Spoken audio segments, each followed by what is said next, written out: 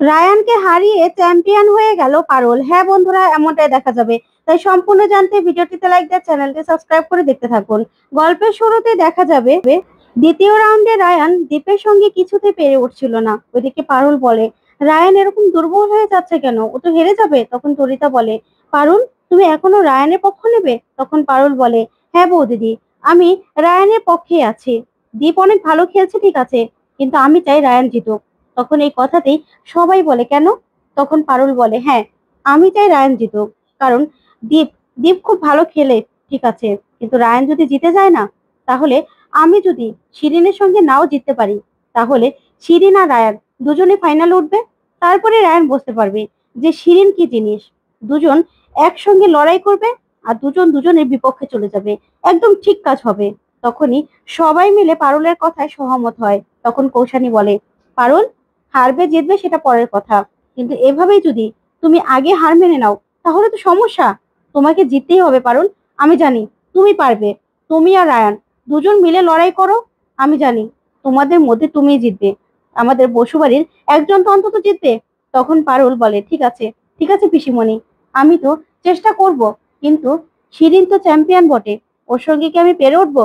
তখন সবাই মিলে বলে, হ্যাঁ পারুল দিদি, তুই পারবি, তুই পারবি আমি জানি।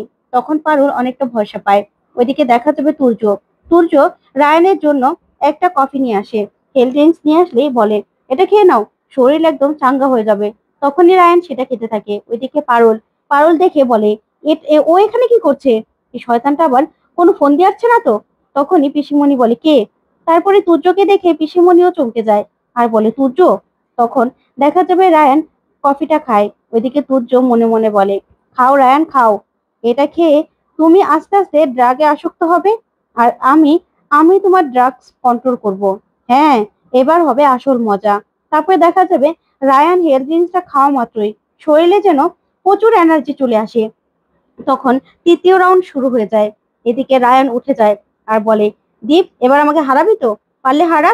তখনই দেখা যাবে ফটাফট দীপের সঙ্গে অনেক ভালো খেলতে থাকে রায়ান।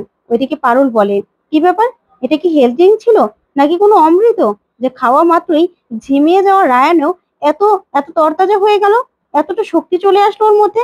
এটা কি ছিল?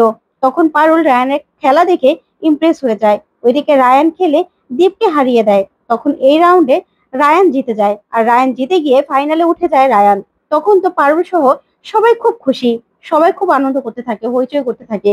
ওইদিকে রায়ানকেও ও কোলে তুলে সবাই মিলে হইচই করতে থাকে, আনন্দ করে। তারপরে শিরিন বলে, আমি জানতাম রায়ান তুই জিতবি, জিতবি আমি জানতাম। তারপরে দেখা যাবে অ্যানাউন্স করে দেয় যে পারুল আর শিরিনের খেলার পালা। তখনই শিরিনকে ওর বন্ধুরা বলে, শিরিন যা, আমরা জানি এই রাউন্ডে তুই জিতবি, তুই পারুলকে হারিয়ে দিবি, এবার আর পারুল তোকে কিছুতেই হারাতে পারবে না। তারপর দেখা যাবে শিরিনের মার বাবা আসে। তখন শিরিনের মা বলে, যাও শিরিন যাও, এবার পারুলকে তুমি যোগ্য জবাব দেবে, ওকে একদম হারিয়ে ভূত করে দেবে। তখনই রায়ান শুনতে পায় ওর বাবার আর ওর মায়ের কথা। তখনই শিরিনের বাবা বলে, শিরিন দেখো, এভাবে ক্যাজুয়ালি ওকে নিও না, তোমাকে কিন্তু পরিশ্রম করতে হবে, ভালো করে খেলতে হবে, ফোকাস করে খেলবে ঠিক আছে? তখন শিরিন বলে, হ্যাঁ বাবা তুমি চিন্তা করো না, ওকে তো আমি ইজিলি হারিয়ে দিতে পারবো। ও না, জিতার কোনো চান্স নেই, ও আমার সঙ্গে পারবেই না, তোমরা দেখো। ওইদিকে রায়ান মনে মনে বলে, কি ব্যাপার, পারুলের সম্পর্কে এরকম কথা বলছে কেন? আসলেই পারুলের না এই রাউন্ডে খেলাটাই বৃথা, ওর খেলা উচিতই হয়নি।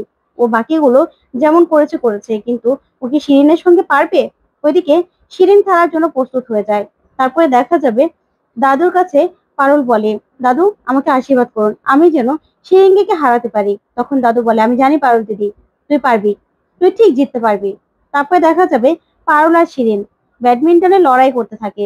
ওইদিকে বারবার করে শিরিন পারুলকে হারিয়ে দিচ্ছিল, আর পারুল বারবার করে পড়ে যাচ্ছিল।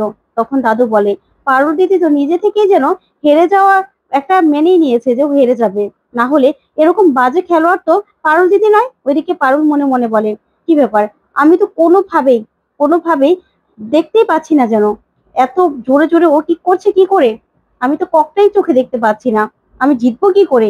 তখনই দেখা যাবে প্রথম রাউন্ডে স্কোর হয়ে যায় শিরিনের 15 আর পারুলের 3। তখনই ওরা রেস্টে বসে। তখন রেস্ট টাইমে শিরিনের মা আর বাবা বলে, well done Shirin, well done, আমার মেয়ে জিতবে সেটা আমরা জানতাম, জানতাম আমি। তখন শিরিনের মাকে এই কথা বলতে শুনে শিরিনের বাবা বলে, দেখো এতটা না, এতটা খুশি হো না, সবে মাত্র প্রথম রাউন্ড শেষ হয়েছে, আরো দুটো রাউন্ড আছে, আর এবারও না চান্স আছে ওই মেয়েটার কাছে। তখন শিরিন বলে, পাপি তুমি কি যে বলো না, স্কোর দেখেছো, ও 3 আর আমি 15, আমাকে না হারাতে ও কখনোই পারবে না, কখনোই না। আর ও আমার সঙ্গে খেলবে, পারবেই না। ওইদিকে পারুলকে দাদু বলে, পারুল দিদি তুই এমন করে খেলছিস কেন, কি হয়েছে, তুই কি আগেই মেনে নিয়েছিস তুই হেরে যাবি, কি করছিস তুই বলতো? তখন পারুল বলে, কি করব আমি দাদু, আমি তো কিছু বুঝতে পারছি না। তখন দাদু বলে কৌশালীকে, কৌশালী ওকে বোঝাও, বোঝাও তোমার শিষ্যকে কেমন করে খেলছে। তখন কৌশালী বলে, পারুল তুমি না মাথা ঠান্ডা করে ওইদিকে ফোকাস করে খেলো, না হলে তুমি তো হেরে যাবে, এমন করে খেললে কি করে হবে, তোমাকে তো জিততে হবে। তখন দাদু বলে, পারুল দিদি তুই মাথা ঠান্ডা করে খেল, আমরা জানি, ঠিক জানি যে তুই জিতবি, তুই না একটু লক্ষ্য কর, লক্ষ্য করে তারপরে তুই খেলাটা খেল, দেখবি তুই জিতে যাবি। তখনই দেখা যাবে পারুল মনে মনে বলে, হ্যাঁ আমি এটা কি করছি, আমাকে ভালো করে খেলতে হবে, আমাকে বুঝতে হবে যে শিরিন কি করার চেষ্টা করছে। তারপরে দেখা যাবে দ্বিতীয় রাউন্ড শুরু হয়ে যায়। ওইদিকে শিরিন আবারও আবারও পারুলকে হারানোর চেষ্টা করে, আর এমন ভাবে খেলতে থাকে যেন পারুল কিছু চোখেই দেখতে পায় না। তখন পারুল বলে, কি ব্যাপার, আমি পারছি না কেন, কেন পারছি না? তখনই পারুলের লক্ষ্য পড়ে দুটো ফ্যানের উপর, আর বলে, এই ফ্যান দুটো তো আমি আগে দেখিনি। আসলেই তো, যখনই শিলিংয়ে ককটাকে মারছে তখনই দেখছি যে বাতাসে এটা জোর আরো বাড়িয়ে দিচ্ছে। না না, আমাকে এবার পর্যবেক্ষণ করে দেখতে হবে। তখনই শিরিন বলে, কিরে পারুল মার, এবার তো তোর মারার পালা। তখন শিরিন মনে মনে বলে, পারুল তুই কি ভেবেছিস আমার সঙ্গে জিতে যাবে, আর বাকি দুটো রাউন্ড তুই জিতে গেছিস, তোর ভাগ্য ছিল ভালো, কিন্তু এবার এবার তুই কি করে জিতবি, এবার তো আমিই জিতবো, এবার তো আমার জেতার পালা রে, তোকে আমি এমন ভাবে হারাবো না যে তুই সারা জীবন মনে রাখবি, তুই কোনোদিনও আমার সঙ্গে কম্পিটিশনে লড়তে আসবি না, কোনোদিনও না। তখন এই কথাগুলো বলেই শিরিন মনে মনে খুব খুশি হয়ে যায়। তারপরে দেখা যাবে পারুল আবারও যখনই খেলা শুরু করে তখনই দেখতে পায় যে বাতাসের গতিবিধি মেপেই পারুল বলে, ও আচ্ছা, এতক্ষণে এতক্ষণে বাতাসের গতিবিধিটা আমি মাপতে পেরেছি, তার মানে শিরিঙ্গে তোর চাল আমি ধরে ফেলেছি, এবার দেখ তোকে আমি কি করি। তারপরে দেখা যাবে পারুল পারুল এমন ভাবে শিরিনের সঙ্গে খেলতে থাকে যে আস্তে আস্তে শিরিনের স্কোর থেকে পারুলের স্কোর বেড়ে যায়। শিরিন হেরে যায় পারুলের কাছে। তখনই দেখা যাবে হোস্ট অ্যানাউন্স করে যে এবার এবার ফাইনাল রাউন্ডের দুজন আমরা পেয়ে গেছি প্রতিযোগিতা। এবার ফাইনাল রাউন্ডে খেলবে একসঙ্গে রায়ান বসু আর পারুল চক্রবর্তী। তখনই রায়ান আর পারুল মুখামুখি দাঁড়ায়। তখন রায়ান বলে, পারুল এবার দেখবো তুই আমাকে কি করে হারাস, আমি না সর্বস্ব দিয়ে তোর সঙ্গে লড়াই করব, আমি জিতবো। তখন পারুল বলে, দেখ এবার আমিও সর্বস্ব দিয়ে লড়াই করব, এবার আমিও তোকে হারিয়ে দেখাবো, আমি না জিতবো, আমি জিতবো, এক চুলো না তো চুলো আমি ছাড়বো না, ছাড় দেবো না তোকে আমি। তখন রায়ান বলে, ঠিক আছে আমিও দেখবো। তারপরে দেখা যাবে দুজনের হাড্ডাহাড্ডি লড়াইতে পারুল জিতে যায়। তো বন্ধুরা, তোমাদের আজকের আপডেটটি কেমন লাগলো অবশ্যই কমেন্ট করে জানাতে ভুলবে না। আর পারুল যদি সত্যি জিতে যায় তোমাদের কেমন লাগবে কমেন্ট করো। ধন্যবাদ।